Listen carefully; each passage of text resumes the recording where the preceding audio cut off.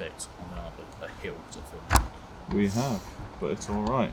It's got 3 legs. So.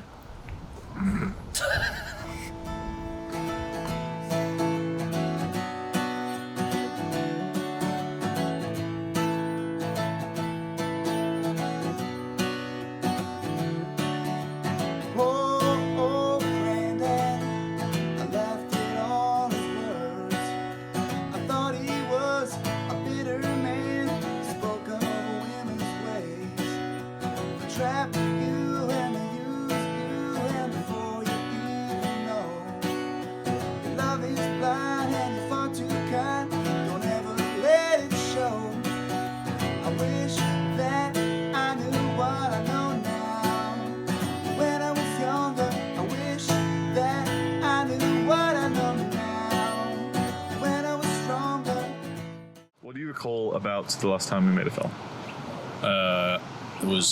It's a Match. That was like 3 years ago. It was about sort of online Zoom dating during COVID. Did the film, went on a date, got really drunk. Woke up about a year later. No, since then, finished uni, got a degree, did a master's, got that, and now I'm still up in Newcastle, working full time. Yeah, I'm no longer doing student films. No. Oh yeah, we were very different people. There was never gonna. I think me and Katrina were put on a date together less out of this is the seeds of true love, and more this is two people that we knew who would sit down and have a chat. And I got paid in Frosty Jacks. I was skint, so that was a little win for me. So yeah, I don't think that was a particularly a failing of online dating as a whole. I think it was more a failing of the fact that you were trying to make a film and they were just in lockdown, a limited scope of people we could do it with. And also, I never went into that, seeing that as a proper date. I was more sort of helping my friend out. They did see the film. I was drunk and I told my friends, my good friend Andyb-roll has a film sort of YouTube and he posted stuff. And they went, "Where is it?" I went, "Shit." There's a lot of videos of me looking like a bit of a knob on there because I'm a good friend and I'm predictable in the sense that I will make myself look like a twat. So yeah, my friend saw the film and they thought I looked like a knob, So. It's quite hard to know why my cut of the sort of film was more successful than Jake's.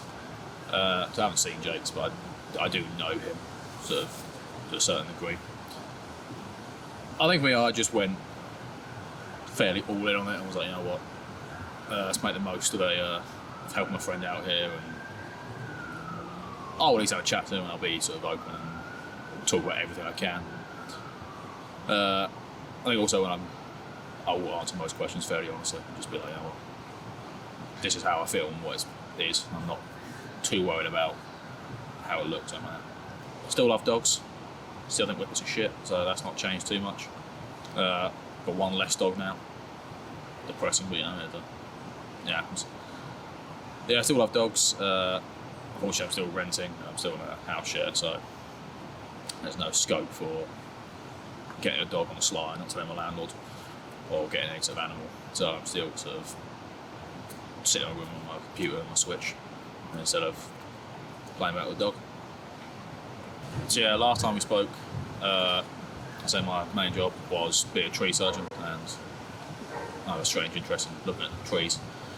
I'm no longer a tree surgeon, but I have got a job which is strangely linked to that. I am now an environmental economist, and I got told I got the job. I got put in my team because I was a tree surgeon, and they thought I knew things about trees. They were ambitious, and I'm not very good at it, but so I appreciated the effort. So yeah, now I still am linked to trees and nature, but I'm more on the back-end office side of things. So that's changed quite a lot in 3 years. Instead of physical labour for shit money, I now sit in my pants and watch films, wiggle a mouse for pretty good money. Still into running and like sport and that sort of stuff, but I've definitely fell out of the habit of that. I think life gets in the way, and once you're out of the habit, you get very out of the habit. Would you say some of it's to do with it's no longer lockdown and society's kind of opened up again? Yeah, I think during lockdown, I started running because I realised I hadn't left my house. I hadn't even gone to my garden for 2 weeks. I basically just felt sort of depressed. So I was like, you know what? I'm going to run. I'm unfit. It gets me out of the house. And a lot of thinking was, you can't be depressed if you're knackered because I was just trying to breathe. So I started doing it for that. And I kept going for a while, but I think then once life started up again, I fell out of the habit. But like the rest of the world, my new resolution was to get fit and lose the love handles. So I have started going to gym for the first time, trying to sort of get healthier and feel better about everything.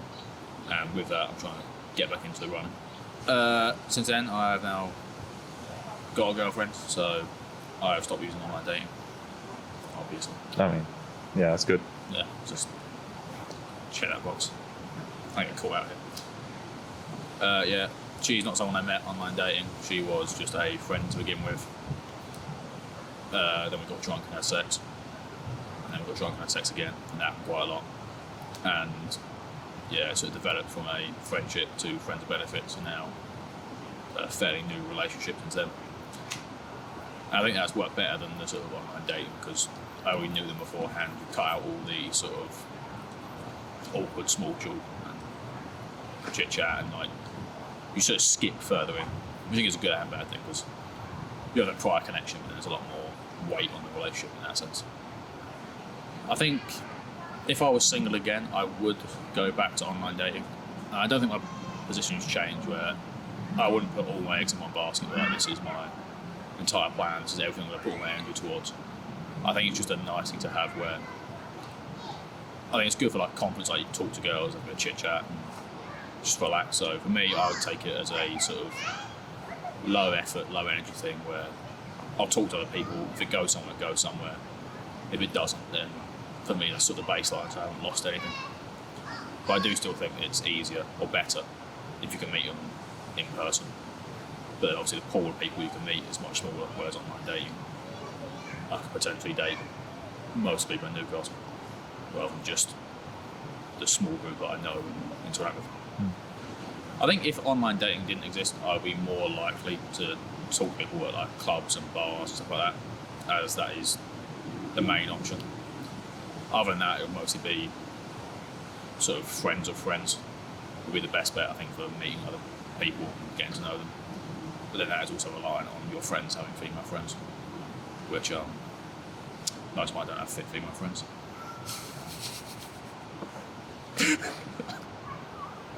I've been drinking in clubs for it's like 5 years. I think I've had 2 conversations with women in club.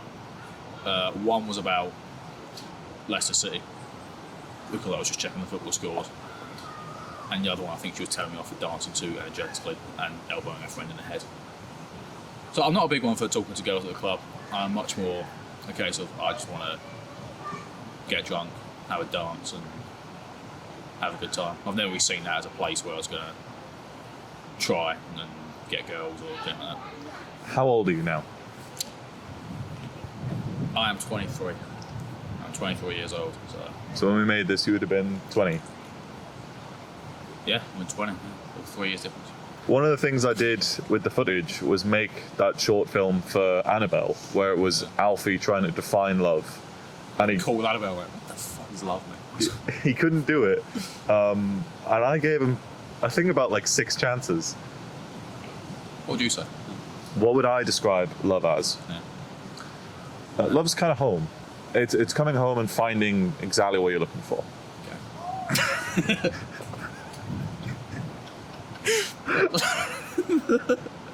That's staying in. Yeah, that was a good answer, Steph. That was better than I thought we'd get. Yeah. All right, shall we go? Till next time. When